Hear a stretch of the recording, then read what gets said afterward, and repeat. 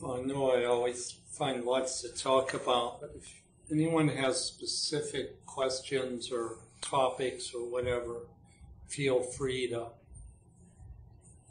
ask or chime in. So just letting you know that's open. So cool stuff from the week. I had my first get together for my new group that I'm starting, and it went really well, and I'm really happy about that. And I'm thinking that next time I might want to have it someplace other than my apartment, because my apartment was big enough for most of the stuff that we did, but when we did the energy work, it would have been nice to have room for like everybody to lay down and stretch out for that. So I'm not really sure if I'm going to do it at my place again or find some other place to do it, but it was cool. It was nice, and the tentative plan was to do it on like the fourth Saturday of every month, but if I'm having it somewhere else, I might have to change that possibly. But I'll let y'all know about that when we're going to be having that next. That was good. It was real good energy. So.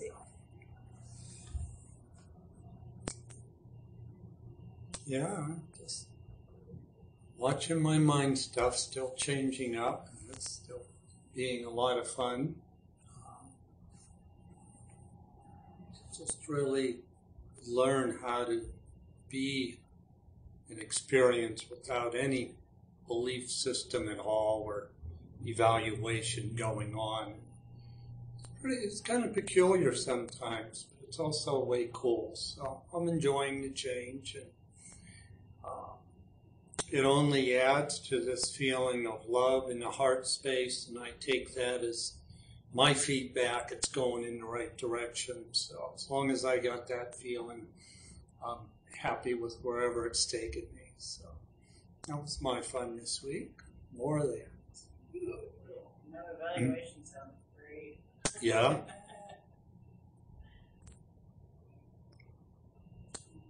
Well, I thought I'd look for a little bit at physical healing. I know you are both dealing with some things with that, and we all do from time to time. And there's a couple things we do in our mind that can like block or slow down healing, and we can't always make things change, but by being aware of some of the things we do, we can let change happen in some cases where we wouldn't think it was possible. And for me, that was emphasized 2 years ago with just this terrible sciatic that locked my whole leg up in blazing pain for 6 months. And my asthma went overboard during that, and I couldn't breathe for months. And it just occurred to me one day after sitting with all that for so long, it's like, I can't go on like the rest of my life with this here. Something's got to change. And it just was like a thought like that came to me, and I just said, all right, so let it change. And it began to change after that. And sciatic is completely gone, and the lung stuff continues to change up for the better. It's been a lot slower, but even so, I'm more energized than ever again now. So things do change up, and that's kind of one of the key things to learn for healing is there's a part in our mind that doesn't expect it to change. Like, this can't be healed. This is the way it is. I know I'm going to have to live with this. However those thoughts come to us personally. The corrected form of that is, all right, I can be at peace with what is, our very basic teaching. Let me be at peace with this as it is. Okay, it sucks. Yep. Okay, let me be at peace with that. How could this change? That's an opening of the mind instead of that part of the mind that says it's going to be like this forever. The doctors say, genetics say, whatever says, my mother says. No, it'd be all right with me if it changed. I don't have to lock it down, but I'll be at peace with it as it is now. And that provides a space of open willingness. And it's a very empowered space. Because if you play with that idea, you'll see where your mind wants to seriously argue that some things can't be healed. And just see where your mind wants to say, this cannot change, or it's only going to get worse. And just like, all right, I see that thought, but I'm willing to see it change or get better. So that's one opening we can bring into us for healing. Another thing I use is a little practice, and if you meditate around this, you'll get your own form of it. But for me, I get still, whether I'm healing something in me or if I'm working with another person in a specific problem. And I just kind of imagine life running through the body as like this golden light or liquid, and it's just flowing through. And where the problem is, there's like a dark spot because the light's not getting into it. It's going around it. And I just picture that and then just like wait and hope to see that light moving right into where the dark spot is. And a lot of times I do see that, and when I do, if it's with somebody else, they almost always tell me they felt some relief. So I don't know why these things work. We don't need to have a story. But it's part of our intention. When I sit with the pain or a problem and just feel the life in my body and picture it flowing, and it's like, well, why isn't it flowing there like it should? I'd like to see it flowing there. And however that comes to you in sensation or imagery is fine. It's not about getting the picture right. It's about the idea of feeling your life, which otherwise is good, and wanting to feel that good in the spot that doesn't feel so good. So that's another thing we can play with. The last thing on that is there is no enemy, and pain is not our enemy. And our reflexive mind regards pain as an enemy. As soon as something begins to hurt, we want to shift away from it. If it's external, if it's a hot stove, we take our hand off. If something seems threatening, we want to move away from it. Well, we do the same thing internally, and we build this idea that something in that injury or condition is like an enemy, that it's hurting me, it's causing me pain. And see if you can find that sense of it, of adversity or an eneminess, I call it. And instead, get still, back to the basic. Let me be at peace with it as it is. Okay, this hurts. All right. Pain always is showing me where healing is needed. Pain is a call for help. It is not an attack from something. And to change that up in our mind is very powerful also. I may hate that it hurts so much, but it's not an enemy that's hurting me. The pain is saying, you need to give this some serious attention. It needs something, and if it doesn't get that attention, it could get worse. But the pain itself is a signal calling for help. It is not an enemy. And it's hard sometimes to not view pain as that, but work with that until you can feel the pain. What do you need? How can I give it to you? Meaning mindfully. And mindfully can involve doctors, drugs, surgery, yoga, anything, as well as meditation time.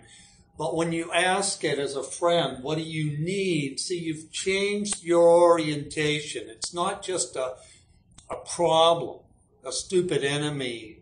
It's not it's something that needs something. Can I become aware of what it needs and give it that? And it's that change in attitude that promotes healing too. So those are some simple practices, but ones I found to be very helpful. When you were talking about that, it reminded me of this book that I read. I don't remember the author, but he had this technique of, he believed that there's like millions of souls like within your body, like each cell has its own soul. And not to go into like all that, because we don't really need all those ideas, but basically there was this technique where if you're having pain, like for instance, if I was having pain in my knee, I would say, dear soul of my knee, I love you. You have the power to heal yourself. Please do a good job. Thank you. And just keep repeating that over and over and over again. And I remember trying that, and it actually did help, and I think just that, like, really bringing the attention to loving yourself and that part of you that's hurting, and also, like, the repetition of that, just kind of, actually really did help. It was helpful for me. Yeah, anytime we join with something in that kind of love and friendship, it's like all of our life is this huge flow of, call it energy or spirit. I don't know what it is, but it's just, I'm alive. I like that feeling. It feels good to be me. And, when we catch where we've been feeling that a source of pain is an enemy, we've been withholding our extension of that flow to it by not liking it, being afraid of it. And that's why these simple practices of just simply feeling that good I am and wanting to flow that into there again as a friendly part of me rather than as an enemy. It always helps. It's why I say, listen to your own ideas that come. People have told me the strangest imagery and ideas they get. I mean, I don't remember them all, but bizarre things. One had something to do with a little white rabbit running around all happy, kicking up, and it knocked it loose or something. I mean, if people get, but it's okay. However it comes, if something directs you as a way to think about it happily and for healing, just play with it. And now you're in happy with it and not in misery with it at the moment. So, yeah. Kind of like what you did before. I remember, like, she said she had something wrong, and she told herself, this is not going to happen to me, and not letting this happen to me, and, like, you didn't. Yeah. When I had anxiety attacks. And, like, it just stopped. Yeah. Yeah. So I thought of it. Yeah. And that's another part of it. It's going to lead into another thing I wanted to talk, but watch where we make exceptions. I mean, I'm just finding out after all these years of doing it, a whole area of my mind I didn't apply this awareness teaching to. And the things we say, well, it won't work for that. It can't help gout. It can't help anxiety. It can't help a bad joint. Watch where we've got programs running that say it can't work for that. Or it can't work for my relationship or my job or whatever, and just kind of chuckle, but be willing to become aware of where we make exceptions of what this can help with. It doesn't always produce instant magical results, but I haven't seen anything that anyone has worked with these principles that it didn't begin to change up in some time. And some of them were pretty amazing. Our friend Ray that has come here sometimes, most of you know him, his epilepsy disappeared completely. And, okay, but he didn't believe it would disappear. He didn't even really expected it to disappear. He was just willing that if his piece could get into that and that changed, he'd be good with that. And it worked. So, it's always the peace with what is, not expecting an instant magical response, but a willingness to watch, maybe something is beginning to change here. Okay. I like that idea of getting creative with the imagery. Like, get more creative with that. Yeah. That sounds like fun. Yeah. And, you know, our awareness or spirit will work with us in whatever works best for us. I mean, if we have a silly brain, we'll get silly things.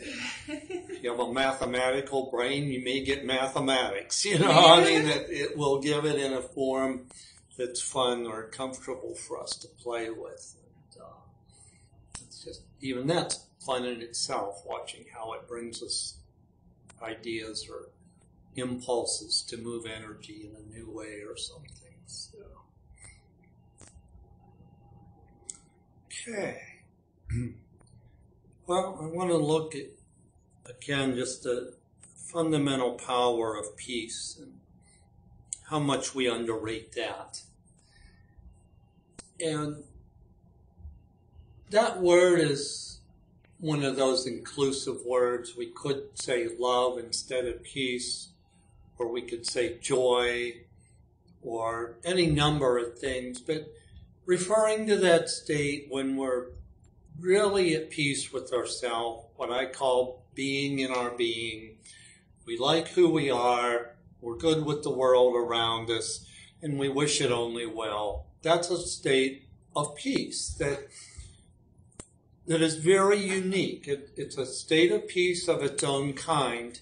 It's not the peace that comes from a few pills or a couple of good beers or from succeeding at something or from getting happy at an amusement park. It's a peace that comes from, I'm just me and that's good. And I'm just in this world experience. You know what? That's okay. And you're good. And I just wish well for myself and everyone else. So when I use the word peace, I'm always referring to that whole state that we can go into. And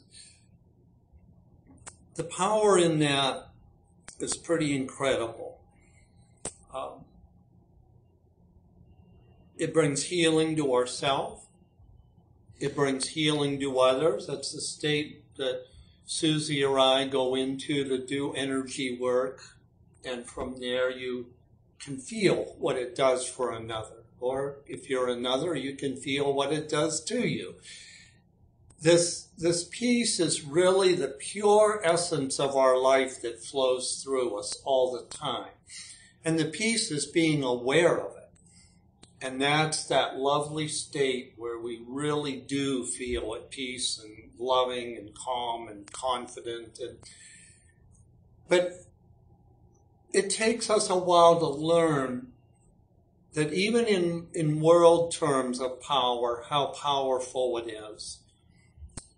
We can't use it, which is why the mind really resists it a lot of times. We let it, but we can't use it. We can use anger and get in somebody's face and back them up into the wall and tell them how it is and maybe get our way or maybe get yelled at back, but we use our anger. We use manipulation. We use rewards and punishment. We use them. But peace, you just go to and you let it flow until you feel that state of being at peace, first with yourself, then with any other involved or with the situation going on. And you let it do what it's going to do. You just know it's going to produce good results. Then, in that state, thoughts may come to you, say this, do this, go here, go there. If it's for healing, it may be suddenly, I remember this, somebody telling me about this one doctor or this one therapy, and I'm going to check that out. Or in a relationship, it may be where just a couple minutes ago, you really were ready to strangle them once and for all. And now you've got to your peace. And suddenly you say something really ridiculous like, well, what is it you need? It's like, where'd that come from? I wasn't in that. And yet they change and you begin a new kind of dialogue. So we let peace flow through us and we let it guide us. And it, again, has an incredible power that we're so unfamiliar with because we very seldom let it have the whole show. And we may do our peace practice, our meditation, and then we get up and resume. And we often say, when I meditate in the morning, I have a better day. And that's true. We do. But we tend to, at the end of the day, measure the things we did right or did better instead of simply saying, look how peace made my day better. And we can work in moving our orientation more and more into this constant awareness of the peace field and the effects it has in our life. So that's why the very most basic first step is let me be at peace with what is. It puts me in the most powerful state I'm capable of to deal with anything. And even if it's something good, it puts me in the most powerful state to add more good to it. So it's a win-win. You can't lose by going to peace. Then the second part of that is step 2, let me bring peace to what is. And this is another place where our mind has millions of objections. Well, they don't want to be peaceful. There's no way to fix that. That's broken. It's done forever. And it's always a feeling of like this dead end. We've lost something. We're losing something. And there's that sense of loss. And with that, often a sense of anger or beginning to build a grievance about it or fear because I don't know what's going to happen now. I lost my job. I lost whatever. Let me bring peace to it. And that's where we actually empower that peace from step 1 where we got to it. We empower it to go out into our world as it seems and do its work. Like, I want you to show me how this can change the situation. I expect it to change it. And that we just learn by accumulating experiences. It may sound silly to your mind in a large number of situations at the beginning to think that kind of a simple prayer could do anything. But if you do it, you'll begin to see it work. And you build your own faith through experience, not by belief or learning clever things to say at the right time. You learn to trust your own being, your own power of peace to affect things around you in a very beneficial way. Again, you can catch where your mind wants to make exclusions. It will work with anything. And in some situations, when I say, how can I bring peace to this? It's like, you know what? They're fine. I just don't need to be in that energy anymore, and I walk away. That's like my whole problem was trying to stay engaged with an energy I don't want to be engaged with.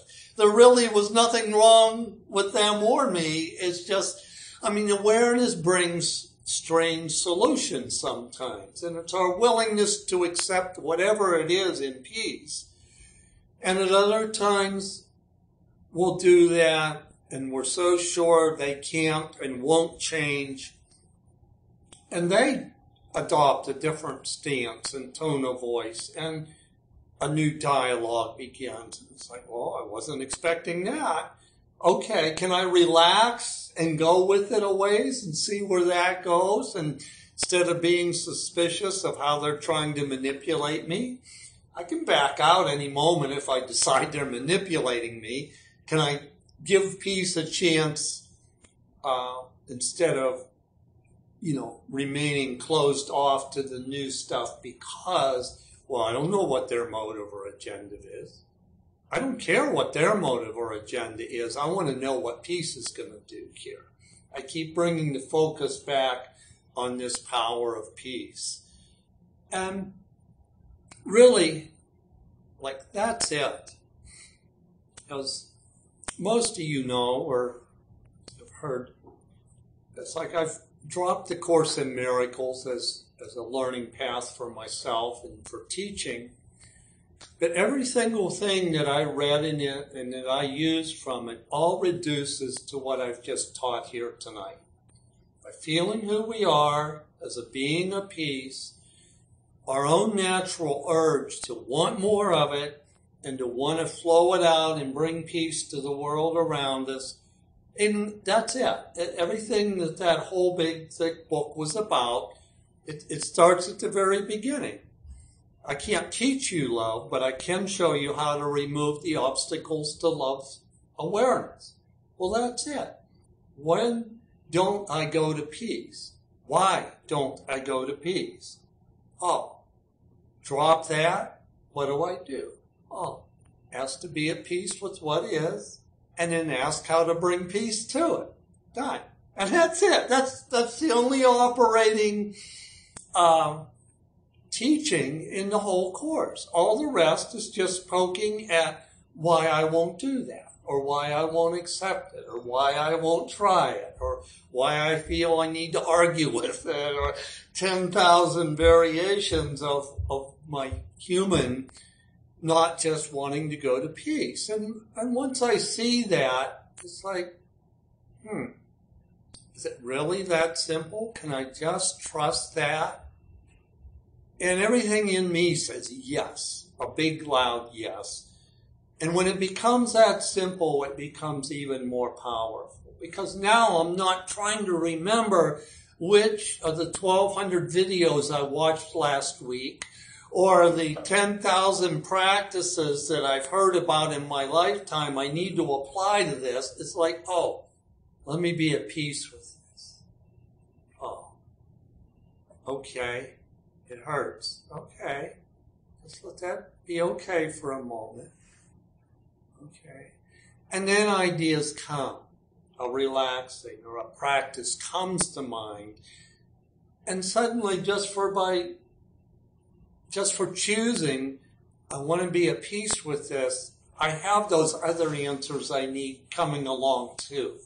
And I don't have to remember encyclopedia's worth of information anymore. I really like that. So, yeah. I really like what you're saying about peace being powerful, because I think that sometimes the reason that people don't choose peace is they think that peace is like this passive thing, like, oh, I can't fight back, I have to be this doormat and just let, things happen to me, and that's a big block to peace, because they feel like that it's not a powerful thing that you can use to help change your life, so I really like how you're talking about peace being, a very powerful thing. Yeah, thank you for bringing that up, because that's true. We really need a new understanding of what peace is, because you're right. In the human condition, peace means a temporary lapse in the battle. I'm safe for a moment until the chaos resumes. And it doesn't think of peace as a powerful state. It's just like hiding out for a minute until the next battle starts. So we need to learn this new idea that peace is the actual creative force we go to, and it is what has the power, not the attack mode. So thank you again. Yep, you? I just came up with a witty thing. Peace, being powerful, but it's cheap, and we don't like cheap things. We don't like things that come easier or inexpensively. We want to mull it over. We want to use our brain, because that's a really powerful tool. And so it sounds like, because I know how I get peace too, like you just said, and it's very simple, and it's inexpensive. It doesn't take a lot of brain power. And then if you look at the alternatives, it's like, I could think this through or try to come up with a good peace plan or et cetera, et cetera. Mm-hmm. And you want to go that way because you want to put some effort into Yeah. it. You want to rake it through your brain before you put it out there. And that's what makes it costly and confusing. Yep. You got to More of a remember headache. all that stuff. Oh, yeah. One of the reasons why it was a good idea. Not necessary. Cool. Yes, that's very true. Thank you. Yeah. In time, we learn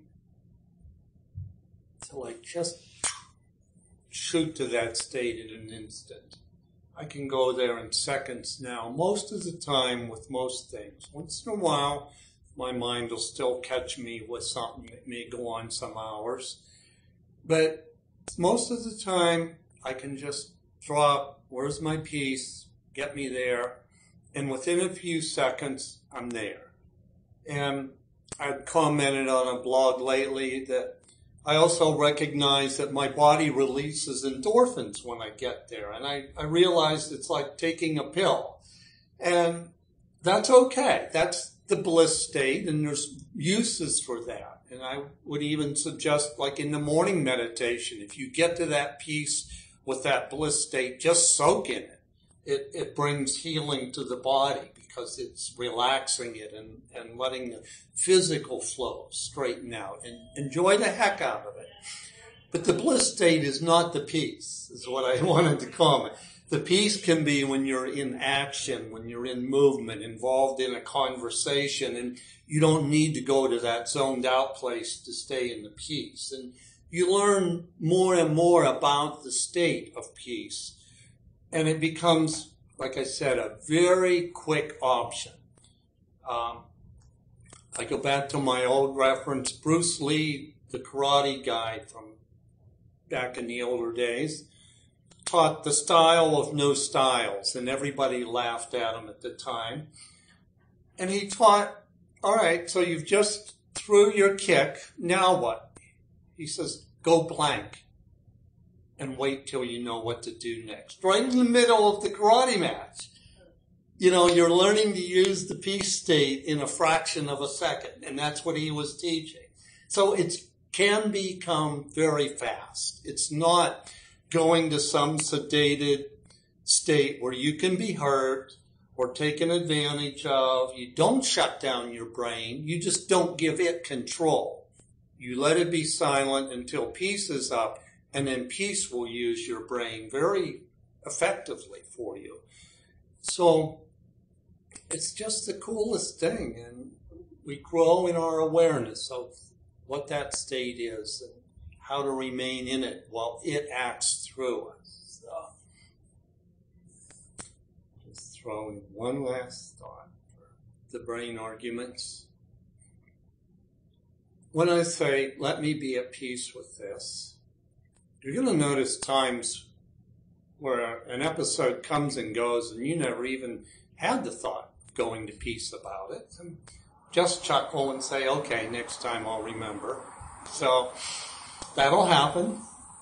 And there will be times you're in a situation and you'll remember this and you'll be like, I don't want to be at peace with this. I want them to know how I feel and now I'm ready to go.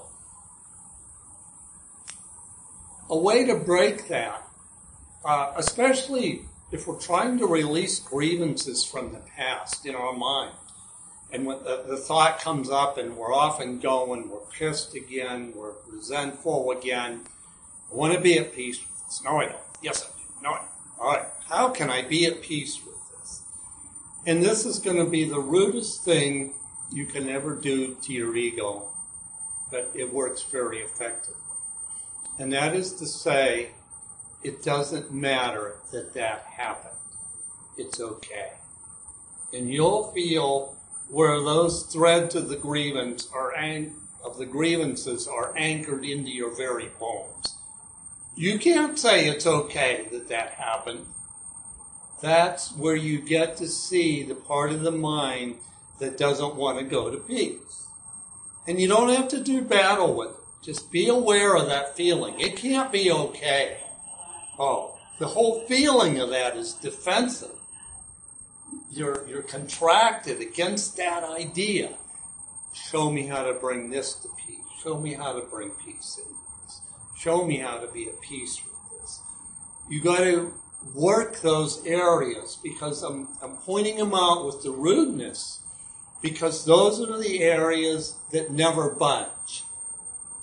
Like that one, I don't ever try to bring peace to it. And then 5 years later, I'm still dealing with that issue in my head, that grievance, that memory, or this problem in my situation that never changes, a neighbor, it's always a problem. No, I'm not going to say that's okay. So again, the key line is, it doesn't matter that happened. It's okay that happened. And watch where your mind just really wants to tense up. It is what is at the time it happened. If I'm going to practice the first step, let me be at peace with what is. Well, at the time it was happening, that was what is. It's what was there. It's okay. I want to be at peace with it. It's almost harder for our mind to go back and become at peace with something in the past than it is to face something horrible now. And it's like, all right, now I know a new way to deal with this. I hate it, but all right, show me how to be at peace. I hope this works. Yeah, but we can do it with something new. But we've been so habituated in hating these things from the past or fearing them that we just won't go there and say, I want to be at peace with that in the past. So watch that, because it's a place where the mind can store misery very intensely and compactly. By just not thinking that I can ever say that's okay and be at peace with it, by that feeling, I won't go look at it and keep asking to be at peace, and so it never gets healed. So that applies also to this, when situations keep recurring in present life.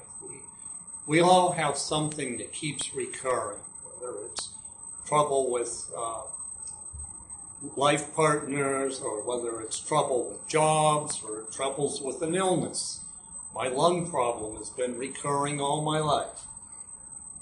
If it keeps recurring, there's something there I'm not willing to be okay with, to say, it's okay that this is happening. Show me how to be at peace. Oh. And I use it in that way too, to kind of begin to spot. For me, with the lung stuff, it was, I didn't like being in this world. I didn't like being a human. Hated it all my life since I was 5 years old. I don't know why, but I did. And when I finally just said to myself, it's okay that I'm here, just having a human experience. I'm just going to be this, and it's going to be okay. I can be at peace with it now. That's when my lung stuff has finally begun healing. So, anyway, that's enough talking thoughts for one night. Just don't underestimate the power of peace, and do it as an experiment. You're not at risk. You don't have to put yourself at risk. You can still be nervous. You can still be suspicious, and just say, all right, let's see how peace can take care of this. Show me. And it'll go to work, and it'll show us. But we have to invite it. You do have to ask, and to consciously form those words and say them in your mind is needed. Not just a vague, oh yeah, I remember peace from group a few months ago. Yeah, that would be nice. No, just say it. I want to see peace in this right now, in whatever form comes to you, and then watch what it shows you. So, that's good. Thanks.